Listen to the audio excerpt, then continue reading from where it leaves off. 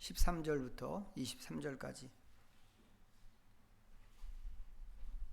주신 말씀을 함께 읽겠습니다. 마태복음 2장 13절부터 23절 같이 읽습니다.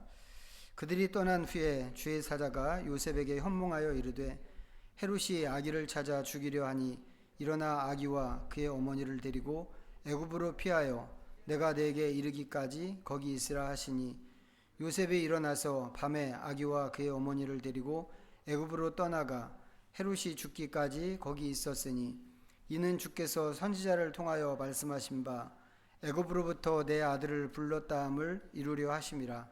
이에 헤롯이 박사들에게 속은 줄 알고 심히 노하여 사람을 보내어 베들레헴과 그 모든 지경 안에 있는 사내 아이를 박사들에게 자세히 알아본 그때를 기준하여 2살부터 그 아래로 다 죽이니 이에 선지자 예레미야를 통하여 말씀하신 바 라마에서 슬퍼하며 크게 통곡하는 소리가 들리니 라헬이 그 자식을 위하여 애곡하는 것이라.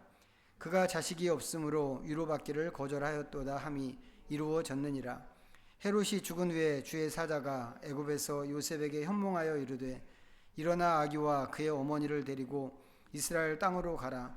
아기의 목숨을 찾던 자들이 죽었느니라 하시니 요셉이 일어나 아기와 그의 어머니를 데리고 이스라엘 땅으로 들어가니라. 그러나 아켈라오가 그의 아버지 헤롯을 이어 유대의 임금됨을 듣고 거기로 가기를 무서워하더니 꿈에 지시하심을 받아 갈릴리 지방으로 떠나가 나사렛이란 동네에 가서 사니 이는 선지자로 하신 말씀에 나사렛 사람이라 칭하리라 하심을 이루려 함이로라. 아멘. 오늘은 내용이 아기 예수님께서 애굽으로 피난 가시는 그런 이야기입니다. 그런 이야기인데 이 이야기를 좀 보기 전에 하나님께서 일하시는 방식 좀 먼저 생각해 보고 오늘 본문 내용을 좀 간단하게 살펴보도록 하겠습니다. 이사야서 37장 말씀을 한번 좀 찾아보시죠. 좀 긴 말씀인데 1011면 우리가 다 같이 읽고 또 이제 중간에 설명하면서 몇 구절을 또 볼 예정이니까 앞에 자막이 있어도 좀 한번 찾아봤으면 좋겠습니다. 이사야서 37장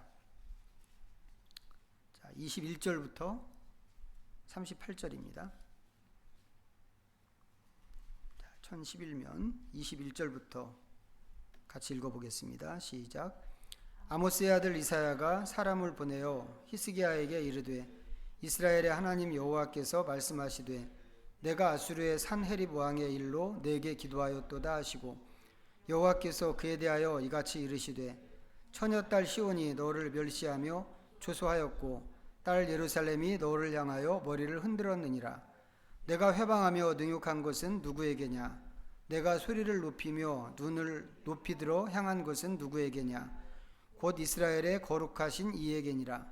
내가 내 종을 통하여 주를 회방하여 이르기를 내가 나의 허다한 병거를 거느리고 산들의 꼭대기에 올라가며 레바논의 깊은 곳에 이르렀으니 높은 백향목과 아름다운 향나무를 베고 또 그 제일 높은 곳에 들어가 살찐 땅의 수풀에 이를 것이며 내가 우물을 파서 물을 마셨으니 내 발바닥으로 애굽의 모든 하수를 말리리라 하였도다.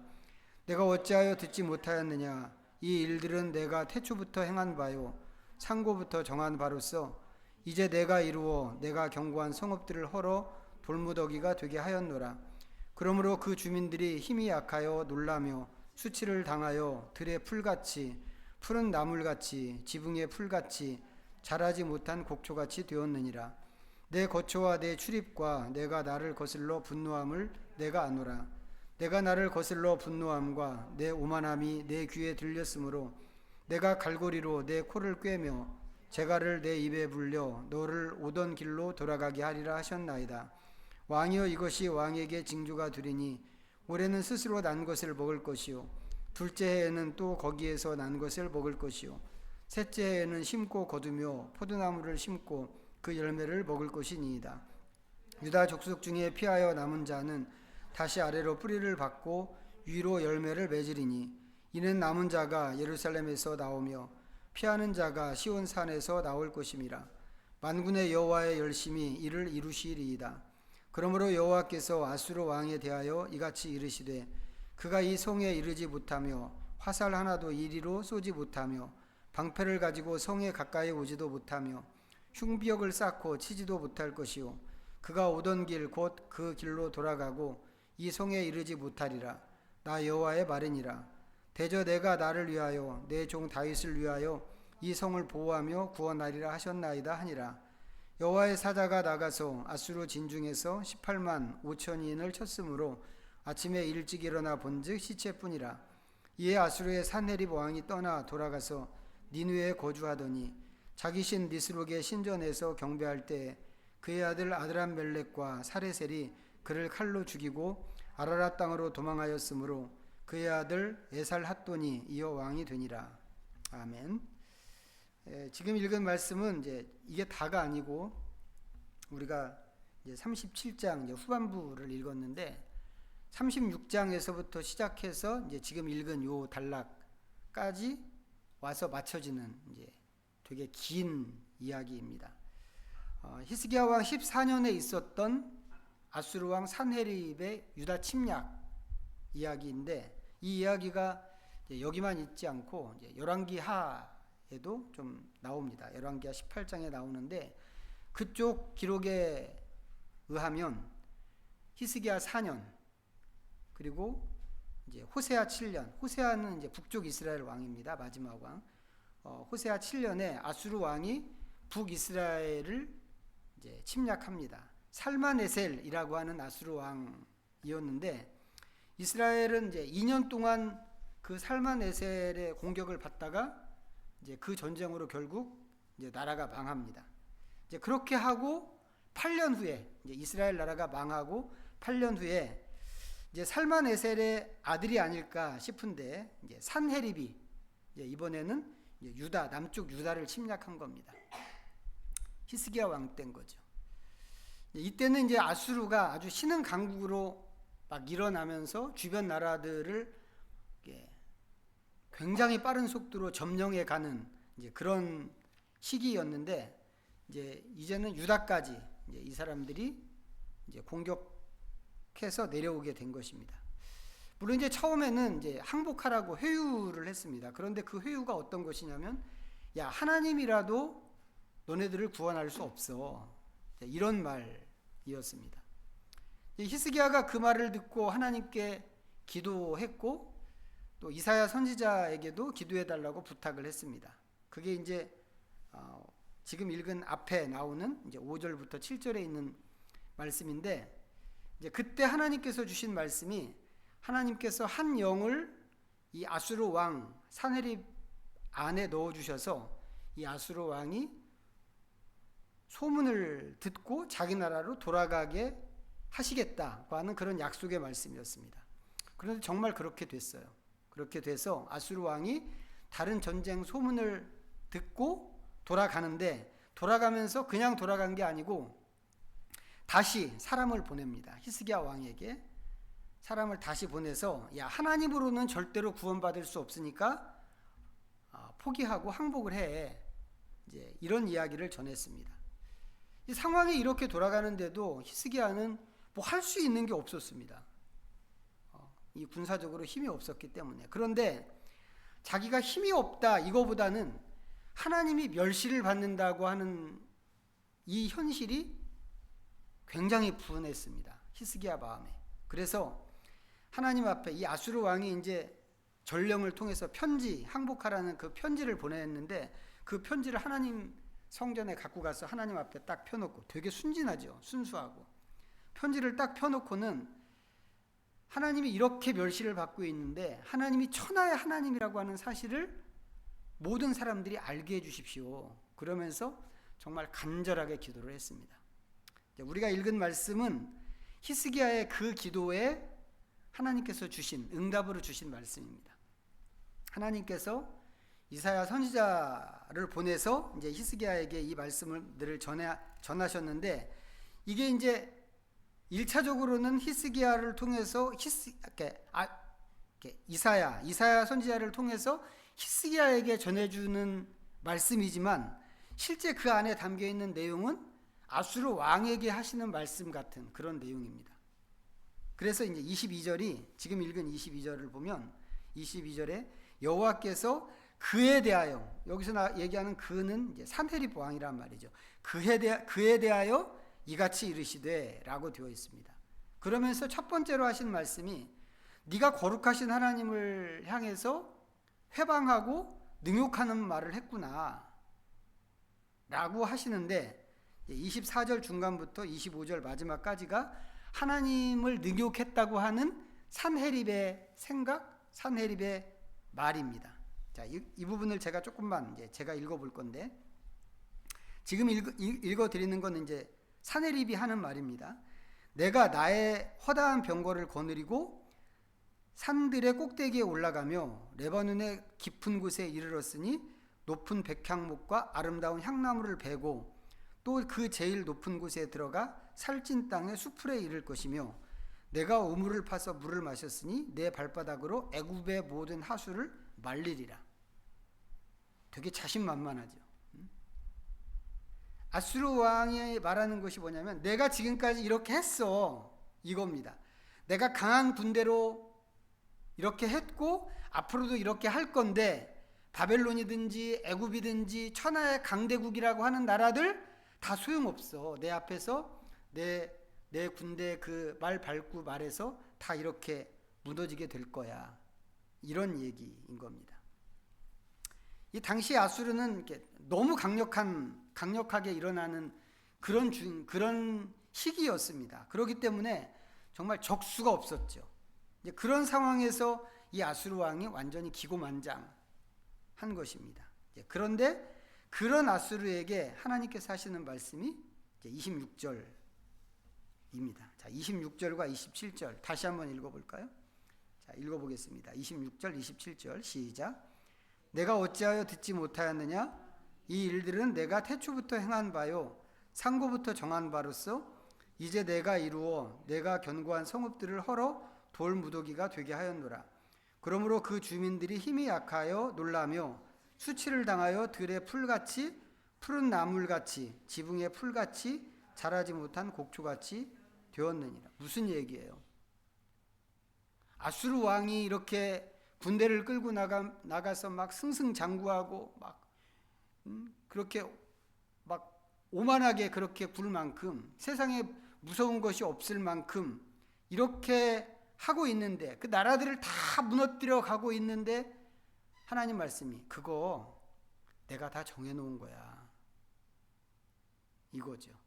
하나님께서 정하신 일이기 때문에 그 나라들이 네 앞에서 이렇게 풀처럼 쓰러지는 거야 라고 하시면서 근데도 그런 소리를 못 들었어. 그런 소리 못 듣고 하나님을 업신여기고 네가 잘나서 그런 줄 알고 그렇게 떠들었어? 라고 하셨단 말이죠. 그러면서 하시는 말씀이 그렇다면 맛을 한번 보여주지. 이건 이제 제 표현입니다. 맛을 한번 보여주지 라고 하셨는데 그 맛이 뭔가 하면 29절에 나오는 후반부에 있는 말씀입니다. 자, 29절 한번 또 읽어보겠습니다. 시작. 내가 나를 거슬러 분노함과 내 오만함이 내 귀에 들렸으므로 내가 갈고리로 내 코를 꿰며 재갈을 내 입에 불려 너를 오던 길로 돌아가게 하리라까지가 하나님 말씀이고 하셨나이다는 이사야가 히스기야에게 전해주는 이야기입니다. 히스기야 왕에게 이사야 선지자가 이제 그대로 하나님에게서 받은 이 말씀을 그대로 이렇게 전해줬습니다. 그리고는 이제 32절 끝에서 만군의 여호와의 열심히 이를 이루실 것입니다 라고 했습니다.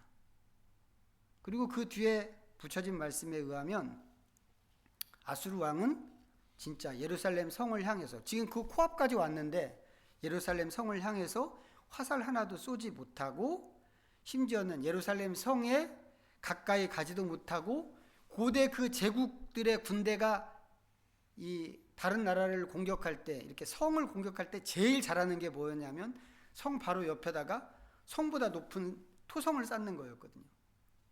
이 흉벽인데 자기들이 제일 잘하는 그것도 못하게 되고 오히려 자기가 온 길을 방향 바꿔서 돌아가게 된다고 그러셨습니다. 이게 어떻게 가능할까? 지금 이 상황, 눈에 보이는 상황으로 보면 이게 전혀 말 같지 않은 이야기인데, 그래서 어떻게 가능할까 싶은데 하나님께서는 하나님 자신을 위해서 또 다윗을 위해서 그렇게 하실 거라고 하셨고, 그런 방식으로 예루살렘을 보호하시고 구원하시겠다고 그러셨습니다. 그런데 상황이 진짜 그렇게 돌아갔습니다. 36절 다시 읽겠습니다. 시작. 여호와의 사자가 나가서 아수르 진중에서 18만 5천인을 쳤으므로 아침에 일찍 일어나 본즉 시체뿐이라. 하룻밤 사이에 이런 일이 일어났습니다. 돌아갈 수밖에 없죠. 아수르 왕으로서는 다 죽는데 이 왕은 어떻게 살았는지 모르겠어요. 이게 하나님께서 하신 일이라는 것을 보여주기 위해서 그러셨는지도 모르겠는데, 돌아간 자리에서 거기서 자기 아들들에게 암살당하고 다른 아들 에살핫돈이 이제 왕위를 이어받습니다. 이제 이 과정에서 이제 제가 보고 싶은 것은 뭐냐면 이 모든 게 하나님의 역사였다고 하는 것입니다. 이게 이제 실제로는 이 상황이 무슨 상황이냐면 유다와 아수르의 싸움이었단 말이죠. 정확하게는 아수르의 침략 이야기입니다. 침략 이야기인데 그 과정에서 유다와 그 백성들을 보호하기 위해서 하나님께서 개입하셨고 큰 일을 하셨단 말이죠. 그 결과 아수르 군대는 물러갔고 그 아수르 왕은 암살당하고 유다는 구원을 얻었습니다. 그리고 그 전에 아까 말씀에도 나와 있었지만 아수르가 전쟁마다 이기고 전투하면 이기고 막 승승장구하고 나라들을 무너뜨리고 이것도 전부 하나님께서 하신 일이었다고 그랬습니다. 그런데 궁금한 것은 뭐냐면 이런 게 전부 하나님이 하신 일이라고 하는 것을, 그 사실을 누가 알았을까 하는 겁니다. 누가 알았을까? 물론 하나님께서 이런 일을 히스기야에게 미리 말씀을 해주셨습니다. 히스기야는 워낙 믿음이 좋은 사람이니까 선지자를 통해서 들은 말씀을 믿었겠죠. 믿었을 것이고 하나님께서 말씀하신 그대로 또 일이 만들어졌습니다. 그러면 히스기야는 지금 자기와 자기 이 도성이 경험하게 된 이 구원이 하나님의 역사라고 하는 것을 알았을 거라고 생각합니다. 하지만 다른 사람은 어땠을까요? 아수르 왕이나 이 사네립 왕이나 다른 사람들은 어땠을까? 이 사람들은 이게 전부 하나님이 하시는 일이라고 하는 것을 과연 알았을까? 아수르 왕 입장에서는 자고 일어났더니 자기 군대가 전부 죽어버렸단 말이죠. 전쟁을 하고 싶어도 할 수 없는 그런 형편이 됐고, 그래서 자기 나라로 돌아갔는데 돌아가서 한 게 뭐예요? 자기가 섬기는 신 니스록의 신전에서 예배하다가 죽임을 당했습니다. 이 사람이 자기의 유다 원정이 이스라엘의 하나님 때문에 실패했다, 이런 것을 과연 알았을까? 과거에 자기가 쭉 지금까지 승리해 왔는데 자기가 승리해 온 것도 역시 하나님의 역사였다고 하나님은 그렇게 말씀하시는데 그런 사실을 알았을까? 아니란 말이죠. 전혀 눈치도 채지 못했습니다. 그럼 이 사람은 뭐라고 생각했겠어요? 자기의 그 모든 것들을 자기가 잘나서 아니면 어떻게 우연히 이런 일들이 생겼다고 생각했겠죠. 근데 성경을 읽다 보면 이제 이런 모습들이 여기만 나오는 게 아닙니다. 되게 많이 나와요. 예를 들면 아합 같은 경우, 아합 되게 나쁜 사람이잖아요. 하나님 앞에서 늘 죄만 짓던 사람인데, 근데 아합의 경우에도 하나님의 큰 역사를 경험한 적이 있거든요. 아합은 이스라엘 왕입니다. 이스라엘 사람이란 말이죠. 그렇기 때문에 율법이나 하나님 말씀이나 하나님 역사에 대해서 그래도 아는 사람입니다. 그런데도 아합이 그 하나님의 엄유하신 일을 염두에 두지 않고 그냥 자기가 살고 싶은 방식대로, 자기가 살던 방식대로 그냥 살았습니다. 그리고 저는 이제 좀 이런 것들이 좀 답답하게 여겨지는데, 하나님께서는 하나님의 계획이나 하나님께서 하신 말씀을 틀림없이 이루시는 것 같아요. 이루시는데 그 과정이 하나님이 하신 것처럼 보이지 않는 경우가 대부분이라고 하는 거죠. 하나님이 일은 하시는데 마치 우연인 것처럼 하나님이 일을 하시더라라고 하는 겁니다. 이 얘기를 하기 위해서 이렇게 긴 얘기를 하게 됐는데, 가만히 보면 이제 오늘 말씀, 오늘 읽었던 말씀, 마태복음에 있는 말씀이죠. 이 마태복음으로 돌아가서 보면 오늘 말씀에서 보여주는 스토리도, 이 스토리도 약간 그런 것입니다. 새로운 왕이 나셨다고 하는 이 말을 듣고 헤롯 대왕은 위기감을 느꼈습니다. 그 당시 사람들 대부분이 메시아에 대해서, 성경이 메시아를 이야기하고 있다는 걸 다 알고 있었지만 그 메시아를 정치적인 왕이라고 이렇게 생각을 했습니다. 그래서 헤롯 대왕도 마찬가지였죠. 그리고 만약에 메시아가 온다면 자기가 지금은 왕이지만 그 하나님의 나라를 회복하는 메시아, 왕으로서의 메시아가 온다고 한다면 자기도 역시 그 새로운 왕에게 축출되는 그런 신세가 될 거라고 그렇게 생각을 했던 것 같습니다. 그래서 메시아를 죽이기로 했단 말이죠. 그런데 누가 메시아인지 알 수 없기 때문에 2살 밑으로 모든 아기를 다 죽이라고 그랬습니다.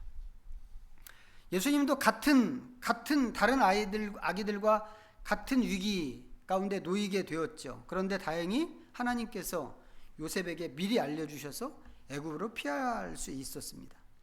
오늘 본문 그 마태복음 마지막 장면을 보면 이 예수님의 가족은 나중에 나사렛에 가서 살게 됩니다. 근데 생각해 보세요. 이 사람들이 원래 나사렛 사람이었잖아요. 마리아도 나사렛 사람이었고 요셉도 나사렛 사람이었습니다. 그러면 처음부터 나사렛으로 가는 게 좋지 않을까요? 저는 좀 그런 생각이 들어요. 아예 처음부터 나사렛, 영역이 다르단 말이죠. 지금 헤롯 대왕이 죽고 나서 이제 아들들이 이렇게 좀 분할해서 통치권을 갖게 됐기 때문에 영역이 다른데, 지역이 다른데, 그러면 나사렛으로 처음부터 가는 게 낫지 않았을까 싶은데 그렇게 하지 않고 애굽으로 갔습니다. 애굽으로 가는 것은 요셉 마음이 아니었죠. 하나님께서 정해 주셔서 애굽으로 갔습니다. 하나님은 왜 이렇게 하셨을까? 왜 처음부터 나사렛으로 보내시지 않고 이 사람들을 애굽으로 가게 하셨을까? 그 이유가 오늘 말씀에 나옵니다. 15절에 나오는데, 그것은 애굽에서 내 아들을 불렀다고 했던 선지자가 전해준 말씀을 이루려고입니다. 여기서 말하는 선지자는 호세아 선지자이고요. 여기서 말씀하시는 그 말씀은 호세아서 11장에 나오는 말씀입니다. 그런데 호세아서 11장을 보면 이게 11장 1절에 나오는 이야기거든요. 이 11장에 나오는 이 호세아가 말하는 게 전혀 메시아에 대한 얘기가 아닙니다. 그건 이스라엘 얘기거든요. 앞뒤 문맥을 다 살펴봐도 그 메시아에 대한 이야기가 아니고 누가 보더라도 이스라엘 이야기입니다. 옛날에 모세 시대 때 애굽에서 출애굽해서 나온 그때 이야기를 거기서 하고 있었던 거죠. 그래서 말씀을 전한 호세아조차도 그게 메시아에 대한 말씀이라고는 생각하지 않았을 것 같습니다. 그런데 나중에 보니까 그게 메시아에 대한 예언이었다고 하는 겁니다. 그리고 헤롯의 그 유아 살해와 예수님의 애굽 피신으로 그 말씀이 이루어졌다고 하는 거죠. 오늘 말씀은 이제 그런 식으로 하나님 말씀이 어떻게 이루어지는가를 3번 보여줍니다. 3번. 예수님이 애굽으로 피신한 것으로 말씀이 이루어졌다는 것 1번. 헤롯의 이 유아 살해로 또 말씀이 이루어졌다고 하는 것 또 1번.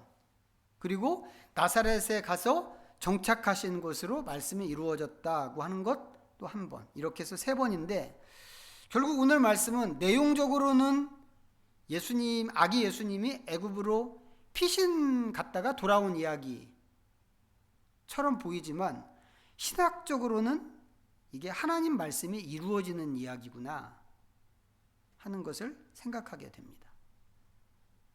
그런데 이런 과정이 하나님의 말씀을 이루는 일이라고 여기 성경에 등장하는 사람들 중에 누가 알았을까 하는 겁니다. 누가 알았을까? 제가 보기에는 그런 사람이 하나도 없습니다. 물론 요셉이 하나님의 말씀을 따라서 아기 예수님을 데리고 애굽으로 피했습니다. 하지만 그것은 헤롯의 광기를 피해서 아기를 살리기 위해서 간 것이지 하나님 말씀을 이루기 위해서 간 것은 아니었죠. 헤롯은 정말 잔인하게 아무 힘도 없는 그 2살 밑의 유아들을 학살했습니다. 하지만 그것은 자기 욕망과 불안 때문에 저지른 일이지 말씀을 이루려고 하는 게 아니죠. 요셉 가족이 나사렛에 가서 살게 된 것도 헤롯 아켈라오가 두려워서 그렇게 한 것이지 말씀을 이루려고 그런 것은 아닙니다. 이 사람들은 각각 자기가 처한 상황에서 자기 행동을 한 것뿐이고 그렇기 때문에 이 모든 것이 우연처럼 보입니다. 그런데 거기서 하나님의 말씀이 이루어졌다고 하는 것입니다.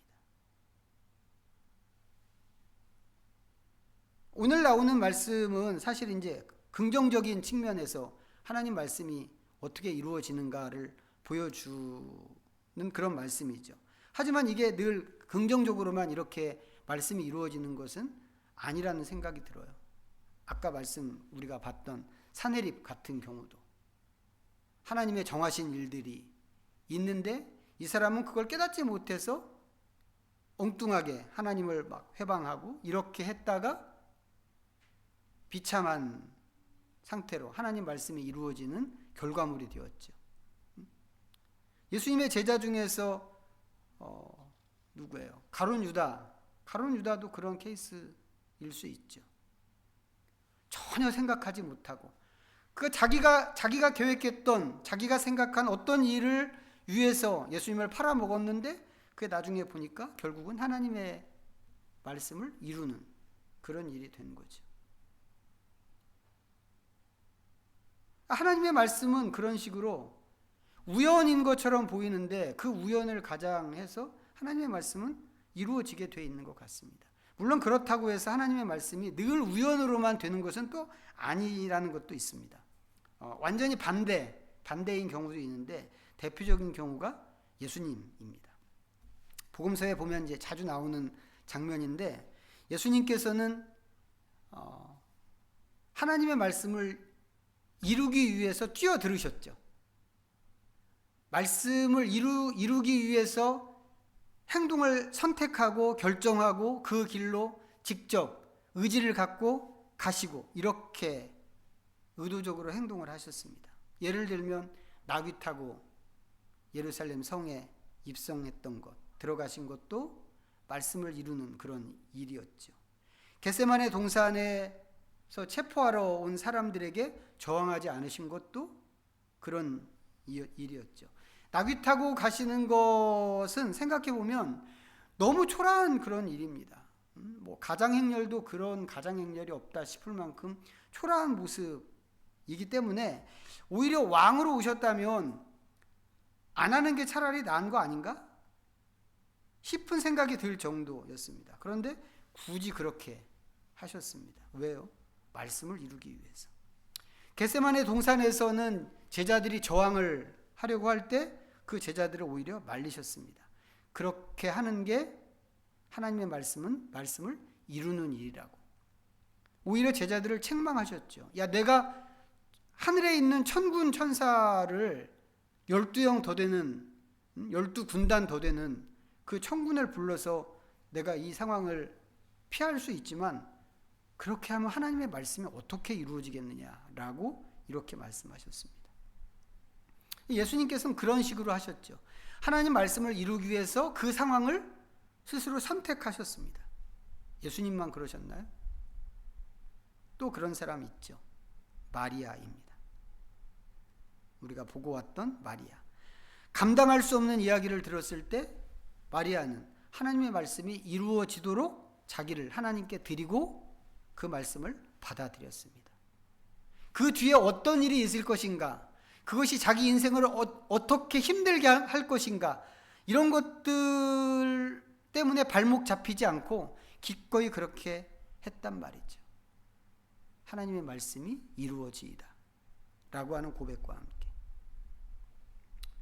결국 오늘 말씀드리고 싶은 것은 하나님의 말씀은 어떻게 해서든지 결국 이루어지게 되어 있다고 하는 것입니다.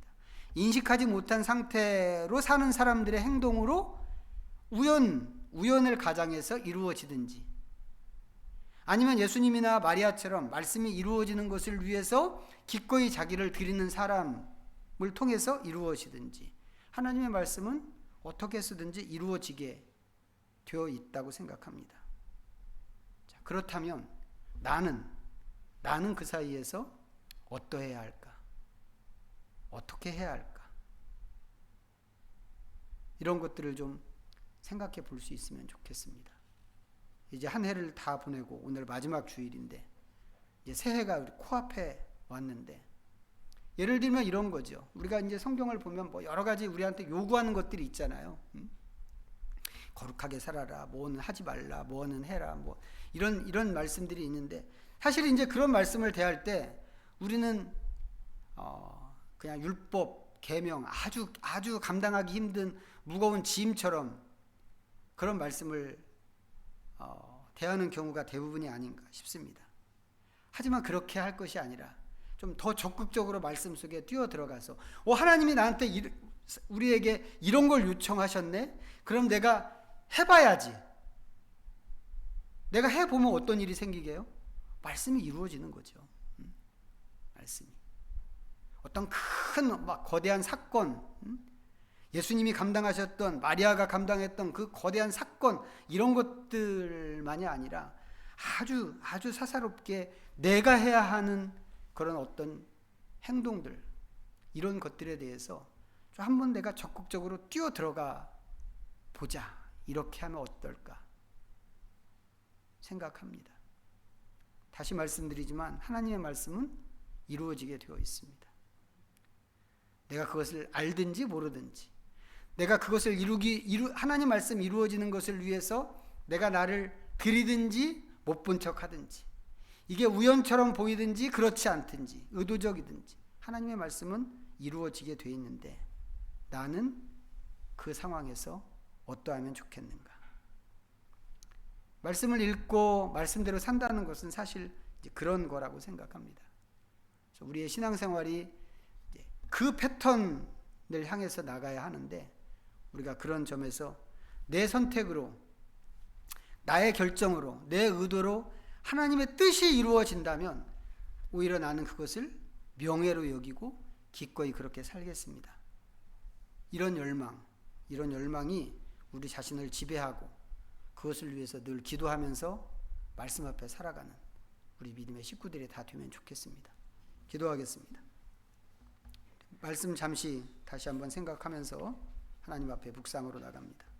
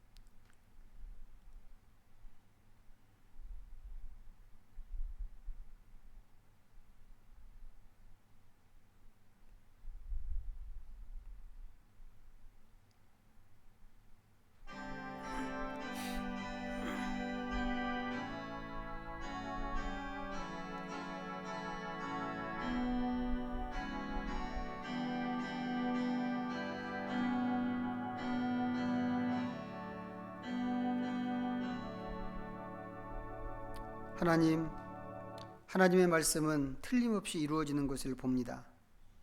미련한 인생의 눈에는 모든 것이 우연일 뿐이지만 그 안에 하나님의 놀라운 역사가 있음을 생각합니다.